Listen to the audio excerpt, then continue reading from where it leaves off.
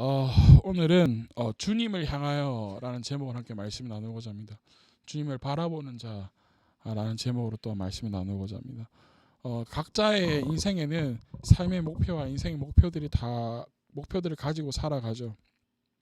많은 사람들은 인생의 목표가 있어야지 살아갈 수 있는 힘이 있다. 삶의 원동력이 된다라고 이야기들을 많이 합니다.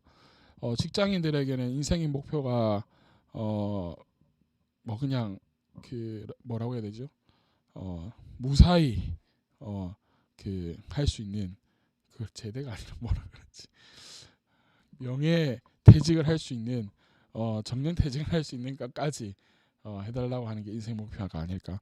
그런데 그렇다 보니까 직장인들은요, 그 버티다 보니까 버티기 위해서 어떻게 하냐면 백화점에 한 번씩 가가지고 카드를 왕창 끌고 할부 내기 위해서 직장 생활을 하는 직장인들도 많다라고 합니다.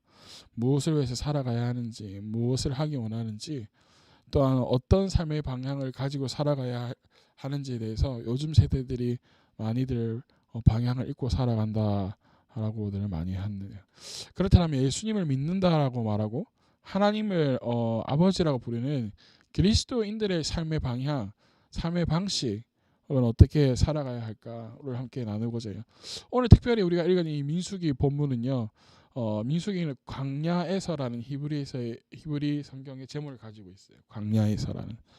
그리고 우리나라는 민수기죠. 말 그대로 백성들의 숫자를 센다라는 뜻으로 민수기라는 성경을 이 제목을 가지고 왔어요. 우리나라는. 왜냐하면 민수기는 크게 두 차례여서 인구 조사와 또 숫자 목록들이 많이 기록되어져 있어요. 그래서 민수기 오늘 읽지는 않았지만 쭉쭉쭉 읽어 나가다 보면 무슨 자손이 몇 명이고 뭐 이런 것들이 많이 있어요. 그죠? 그래서 우리 지금 창세기, 출애굽기, 레위기까지 갔다가 지금 좌절하고 있는 영혼들이 있을 텐데, 레위기 갔다가 벗어났다고 좋아했는데 민수기 들어오니까 또다시 시작하는 경우가 있어요. 그죠? 그런 민수기다. 특별히 이 민수기는 출애굽기와 레위기의 연속편이다. 그래서 레위기를 나왔다 해가지고 와 해방이다가 아니라 다시 또 들어간다 생각하면 될 것 같아요. 출애굽기에서는 애굽을 나와가지고 하나님께서 허락하신 성막을 짓는 것까지. 그 레위기에서는 보면 여러 가지 법들과 제도들, 뭐 하지 말라 해라, 또 이런 것들이 있다라고 한다라면 민수기에서는 이제 가나안 땅으로 들어갈 공식적인 준비를 하는 그러한 성경이다라고 보면 되겠어요.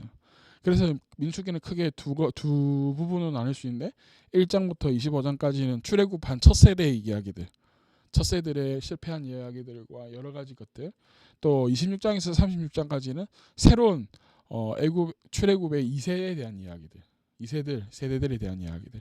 그래서 새로운 리더자 누구가 세워지냐면 여호수아가 세워지는 내용들이 또 여기에 담겨 있어요. 특별히 민수기에는 순종할 때는 축복이 되어지고 불순종할 때에는 상실되는 축복이 뭔지에 대해서도 자세히 나와 있고 하나님의 신실하심에 대한 메시지가 담겨 있다. 오늘 특별히 본문의 서론이라고 할 수 있는 부분 2장에서는 하나님께서 광야에서 생활과 그리고 앞으로 이스라엘 백성들이 어떻게 살아가야 할지에 대해서 우리에게 알려주고 있어요. 또한 현 시대를 살아가고 있는 우리들에게도 어떻게 살아가야 할지에 대해서 알려주고 계세요. 우리 오늘 본문 2절을 한번 읽어봅시다. 2절 다시 한번 읽어볼까요? 2절 시작. 이스라엘 자손이 진을 칠 때에는 회막을 중심으로 하여 그 둘레에 진을 치되 각기 자기가 속한 부대기가 있는 곳에다가 자기 가문의 깃발을 함께 세우고 진을 쳐야 한다. 자, 이스라엘 백성들이 진을 칠 때 어떤 중심으로 칩니까? 이스라엘 손이 진을 칠 때에는 회막, 성막을 중심으로 진을 친다. 자, 그래서 이제 각자 이 지파대로 그 해막을 중심으로 순서대로 이렇게 쭉 둘러치는 사진을 제가 오늘 보내기로 했는데 안 보냈네. 여튼 그게 있어요. 회막으로 또 그 둘리에 진을 친다라고 말하는 이게 이 말이 뭐냐면 우리는 지금 세 번역을 보고 있지만 개역개정에는 어떻게 나와 있냐면 조상네 가문의 기호대로 그러니까 지파대로 진을 치는데 회막을 향하여 사방으로 진을 치라고 했어요. 그러니까 나중에 보면 사진을 보면 우리가 쉽게 알 수 있는데 성막이 가운데 있고 그 가운데 중심으로 빙 둘러서 진을 치는데 어디를 바라보고 있냐라면 성막 회막을 바라보고 있다라는 거예요. 여러분, 그런데 지금 이스라엘 백성들이 지금 어디에 있습니까? 광야에 있어요. 광야에 우리가 처음에 출애굽했을 때에 전쟁이 났었어요. 다른 민족들이 뭐야 쟤네들 갑자기 왜 저렇게 나오는 거야 하면서 쳐들어왔잖아요, 그죠? 그렇기 때문에 광야에서는 진을 친다라고 한다라면 밖을 향해서 쳐야 되는 거예요. 사방이 뻥 뚫렸기 때문에 어느 곳에서 또 언제 적들이 쳐들어올지 모르기 때문에 성막 가운데를 향해서 진을 치는 게 아니라 바라보고 치는 게 아니라 어떻게 해야 되는 거예요? 바깥을 바라보고 진을 쳐야 되는 거예요. 그런데 하나님께서는 모세를 향해서 이스라엘 백성들에게 전하신 말씀이 무엇이냐면 너희들이 진을 치는데 무엇을 향해서 진을 치라? 성막 회막을 향해서 진을 치라는 거예요. 이스라엘 백성들이 정상적으로 진을 친다라면 바깥으로 향해 쳐야 되지만 하나님께서는 어떻게 하라고요? 회막을 향해서 진을 치라. 즉 하나님을 향해 하나님을 바라보게 하시기를 원하시는 거예요. 이스라엘 백성들이. 이것이 하나님께서 원하시는 하나님의 자녀들의 삶의 원리 방식인 거예요. 하나님의 자녀들이 하나님만을 바라보고 살아가는 것. 여러분 이스라엘 백성들이 회막을 통해서 진을 친다는 것은요. 하나님께서 내가 너희를 보기 원해. 또 그리고 너희들이 나만 보기를 바래. 바라보기를 바래. 나를 바라봐. 누가 떠오르는데 그치? 나만 바라봐. 내 눈을 바라봐. 이거 있잖아. 여튼 나를 바라봐. 내가 너희를 지켜줄게. 이러한 뜻을 담고 있다라는 거예요. 무슨 말인지 이해되시나요? 하나님은 다른 것을 원하시는 게 아니라 자신의 아들 독생자 예수님을 우리에게 내어주시면서까지 우리를 하나님만을 바라보며 살아가기를 원하신다는 거예요. 이게 하나님의 자녀들의 삶의 원리 방식인 거예요. 그래서 하나님께서는 자신을 바라보며 살아가는 자녀들을 절대 내버려 두지 않으시고 그냥 두지 않으시는 거예요. 자, 히브리서 한번 찾아봅시다. 히브리서 11장 6절.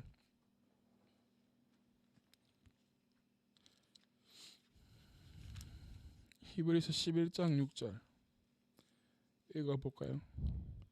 히브리서 11장 6절 읽어봅시다. 시작. 믿음이 없이는 하나님을 기쁘게 해드릴 수가 없습니다. 하나님께 나아가는 사람.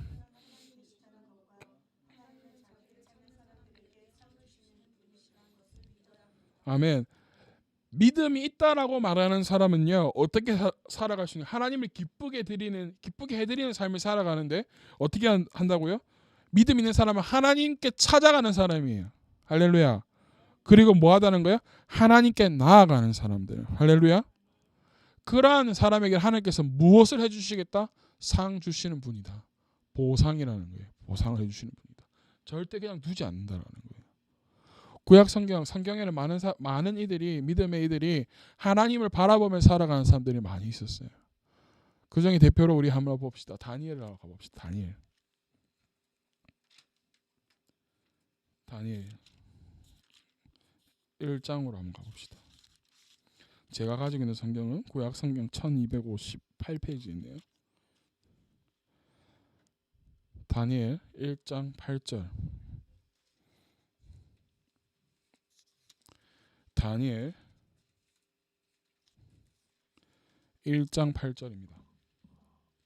읽어볼까요? 시작.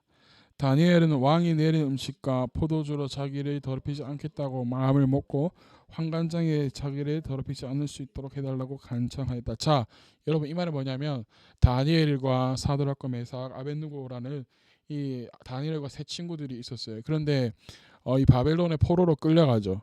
포로로 끌려가서 아마 이 다니엘과 세 친구들은 똑똑한 좀 귀족의 자녀들이었던 것 같아요. 그 왕족이었던 것 같아요. 그래서 이 귀한 사람들은 여기에서도 조금 귀하게 대접해줘서 왕이 먹는 음식을 먹게 하면서 앞으로 나라를 위해서 일할 수 있는 인재로 키우기를 원했어요. 그래서 이 다니엘과 이 세 친구들도 왕이 먹는 음식을 먹는데 이 왕이 먹는 음식은 제사드린 음식, 신께 바친 음식이었다는 거죠. 그래서 다니엘과 이 세 친구를 하나님께 뜻을 정했는데 내 몸에 그것으로 음식으로 더럽히지 않겠다라는 뜻을 정하죠. 그랬더니 어떻게 되는 거예요? 나중에 보니까 자 14절을 읽어볼까요? 14절 15절 시작. 그래서 감독관은 그 말에 따라서 열흘 동안 시험해 보았다. 열흘 지났을 때 보니 그들의 얼굴빛이 왕이 내린 음식을 먹은 젊은이들의 얼굴빛보다 좋고 건강하였다. 하나님께 뜻을 정하여서 이렇게 하니까 오히려 좋은 음식을 사람들이 봤을 때 좋은 음식들, 기름진 음식, 맛있는 음식 먹었을 때보다 더 얼굴빛이 좋았다라는 거죠. 이런 다니엘과 세 친구들은 하나님께서 그냥 내버려 두지 않으세요. 어떻게 하시는지 아세요? 3장을 한번 넘어가 봅시다. 그러면서 다니엘과 세 친구들에게는 지혜가 점점 자라나기 시작하면서 꿈을 해석하는, 그래서 이제 점점 높은 자리에 올라가죠. 그때 이 바벨론의 이 밑에 있는 느부갓네살 왕의 밑에 있는 부하들이 다니엘과 세 친구들을 시샘하기 시작하고 죽이려고 계략을 세웁니다.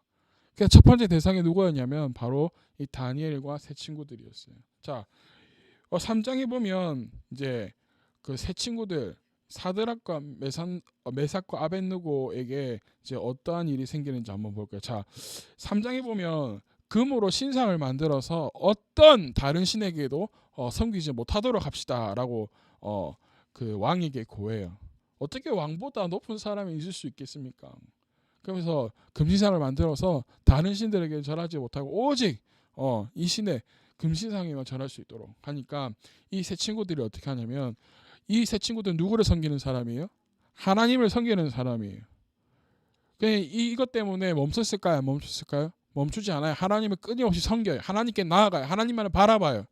그렇게 얼커니 왕님, 이 세 친구들이 왕께서 정하신 것도 어기면서 하나님이라는 신에게 절하더이다. 죽여야 합니다. 그래서 어떻게 하냐? 21절, 3장 21절부터 한번 쭉 읽어봅시다. 3장 21절 시작. 사드락과 메삭과 아벳느고, 23절 아닌가요? 3장 23절. 자, 시작. 사드락과 메삭과 아벳느고 세 사람은 묶인 채로 맹렬히 타는 화덕 속에 떨어졌다. 그래서 어떠한 벌이냐면 불덩이 가운데로 던지는 거예요. 그런데 얼마나 이 불이 뜨거냐면 사드락과 메삭 아벳느고를 묶고 가는 사람들까지도 그 앞에 갈 때 타 죽었다라고 이야기하고 성경은. 그런데 어떻게 돼요? 24절부터 여러분들 읽어봅시다. 시작. 그때 느부갓네살 왕이 놀라서 급히 일어나 모사들에게 물었다. 우리가 묶어서 화덕 불 속에 던진 사람은 셋이 아니더냐? 그들이 왕에게 대답하였다. 그러합니다, 인건이. 왕이 말을 이어갔다. 보아라, 내가 보기에는 네 사람이다. 모두 결박에 풀린 채로 화덕 안에서 걷고 있고 그들에게 아무런 상처도 없다. 더욱이 넷째 사람의 모습은 신의 아들과 같다. 할렐루야, 아멘. 그래서 이 사드락과 아벳느고 이 왕이 오히려 하나님을 찬양하게 만드는, 불 속에 넣었음에도 불구하고 하나님께서 그들과 함께 하셔서 그들을 지켜주시는 모습. 아멘. 그럼 다니엘은 어디 있었냐? 다니엘은 왕궁에 있었는데 다니엘에게도 이제 실패했으니까 다니엘도 죽이려고 사람들이 계략을 하죠. 어떻게 하냐? 6장으로 한번 가봅시다. 6장. 자, 6장에 보면 6절, 7절, 8절 한번 읽어봅시다.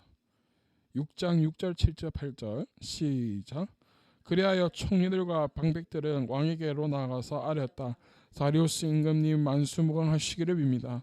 이 나라 정성들과 대신들과 지방 장관들과 고문관들과 총독들이 모두 의논한 바가 있습니다. 임금님이 법을 한 가지 만드셔서 금령으로 내려주시도록 요청하기로 하였습니다.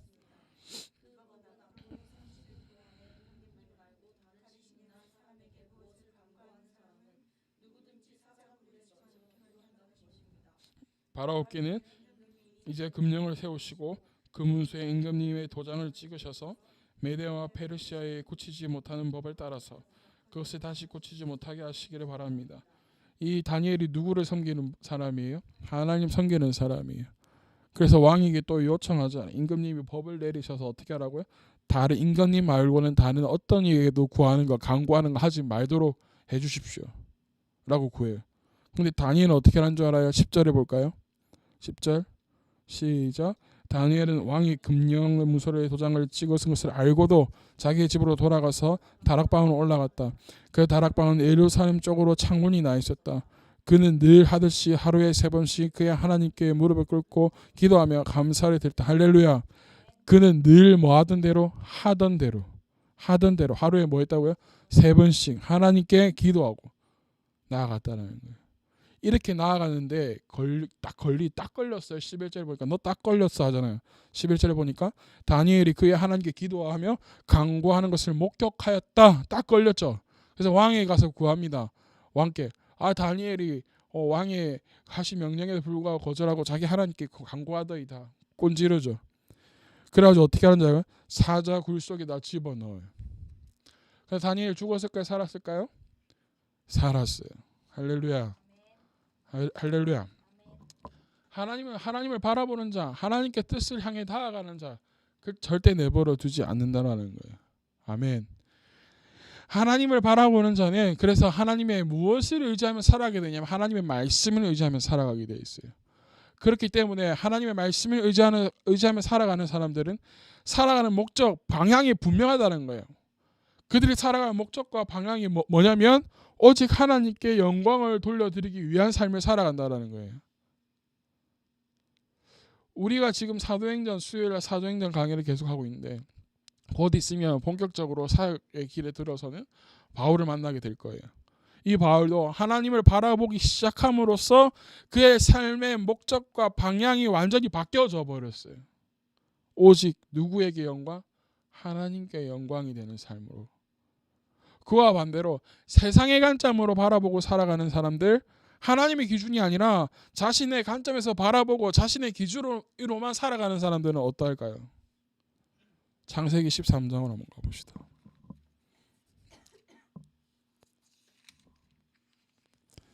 창세기 13장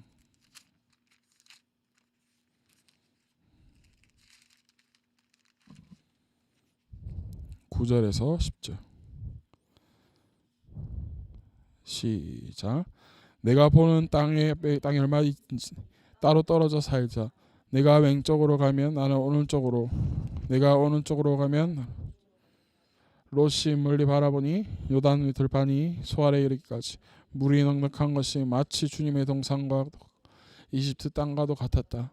아직 주님께서 소돔과 고모라를 멸망시키시기 전이었다. 자, 이게 무슨 이야기냐면 아브라함이 있었어요. 하나님께서 아브라함을 부르시죠. 내가 택하고 선택한 그래서 내가 지시하는 땅으로 가라 해서 모든 것을 다 버리고 나오죠.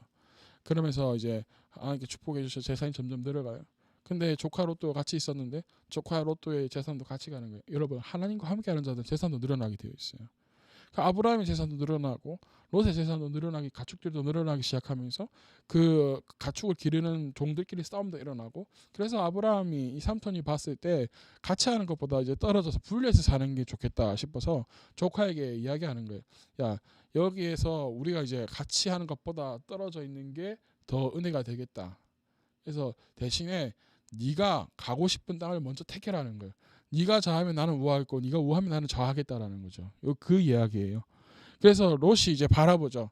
그러면 자기는 어리잖아. 가면 삼촌 먼저 택하세요. 삼촌 더 좋은 땅 택하세요. 제가 삼촌이 가시던데 가면 제가 반대로 가겠습니다. 해야 되는 게 정상이잖아요, 그지?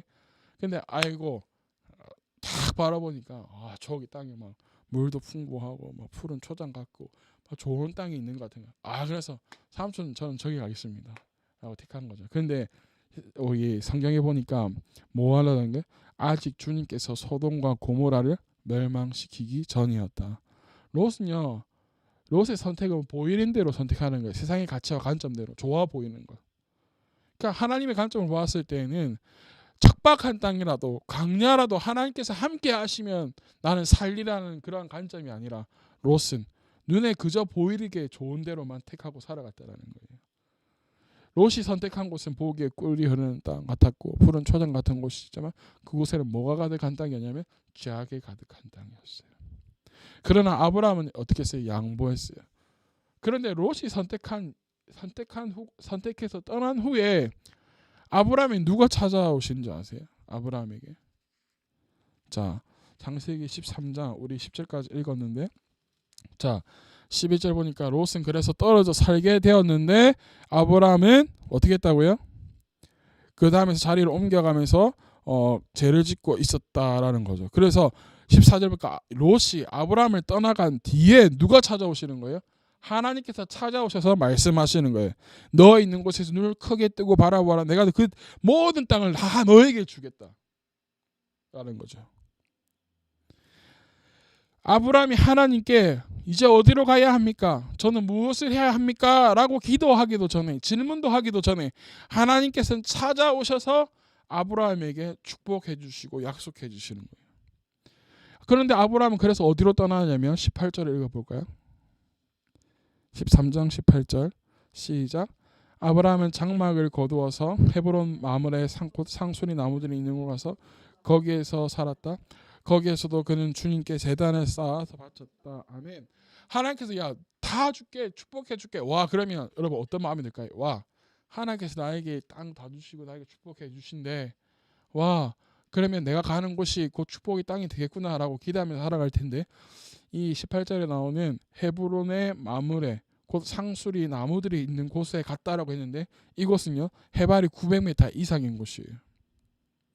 그래서 양들이 자라기에 적합한 땅이 아니라는 거예요. 가축들이. 사람도 마찬가지죠. 해발이 높은 곳에서 사람이 오래 살기 힘들어요. 그 높은 곳에 많은 사람들이 살까요? 아니요, 살지 않아요. 그러면요 혼자 외톨이인 거예요. 소통할 사람도 없어요. 이야기할 사람도 많이 없어요. 그런데 아브라함은 그곳에 가서 무엇을 쌓았다고요? 제단을 쌓았다. 왜요? 하나님께서 가라고 했으니까. 하나님께서 반드시 축복해 주겠노라도 약속했으니까. 그 하나님만을 바라보고 그곳에서 하나님께 제단을 쌓는 거예요.